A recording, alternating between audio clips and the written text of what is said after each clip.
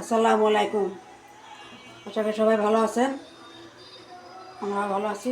আজকে একটা ভিডিও নিয়ে আসলাম আমাদের দুপুরে। আজকে আমাদের যা যা আজকে রান্না হবে তাই আপনাদের সাথে শেয়ার করব। তো এখন আমি কলমি শাক ভাজি করবো। এখানে চুলায় তেল পেঁয়াজ বসিয়ে দিলাম।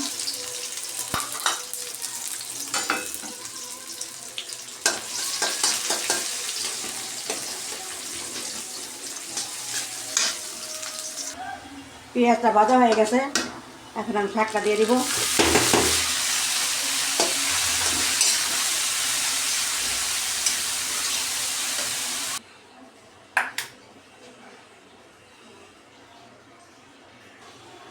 আমি এখন জালি কুমড়া দিয়ে চিংড়ি মাছ দিয়ে রান্না করব। এই যে জালি কুমড়া কেটে নিয়েছি, এখন ওটা ভাপিয়ে নিব। ভাপিয়ে নেওয়ার জন্য আমি এখন চুলা গরম পানি দিলাম। এখন জালি কুমড়াটা দিয়ে দিলাম, এটা ভাপানো হবে।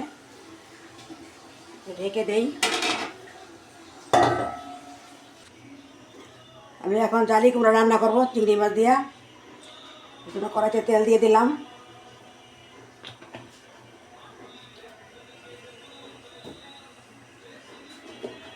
এখন দিলাম পেঁয়াজ,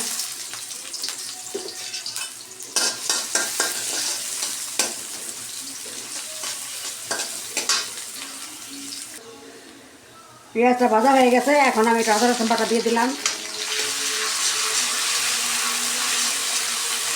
কষাই নিব। আবার আদা রসুন কষানো হয়ে গেছে। এখন আমি দেবো একটু হলুদ গুঁড়া, মরিচ গুঁড়া, ধনিয়া গুঁড়া দিয়ে দিলাম। দেবো একটু পানি কষানোর জন্য। এখন আমি চিংড়ি মাছ দিয়ে দেবো। এটা দেশি চিংড়ি, কুটো চিংড়ি। এটা খেতে খুব মজা লাগে, তাই আমি কুটো চিংড়ি নিয়ে আসছি। এটা বিলের চিংড়ি দিয়ে দিলাম। আমার চিংড়ি মাছটা কষানো হয়ে গেছে। এখন আমি দিব একটু পানি।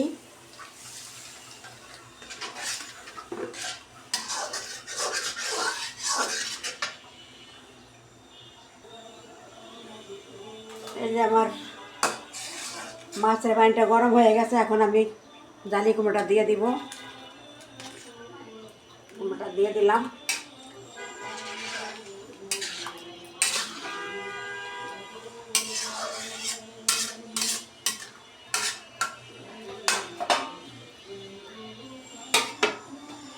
ঢেকে দিলাম। আমি এখন কটা কাঁচামরিচ দিয়ে দিব চাল কুমড়া তরকারির ভিতরে।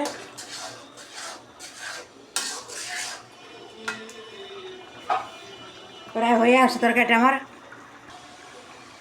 তরকারিটা হয়ে গেছে। আমি এখন চুলাটা অফ করে দিলাম। আমি নামিয়ে নিব। এই যে আমার তরকারিটা হয়ে গেছে।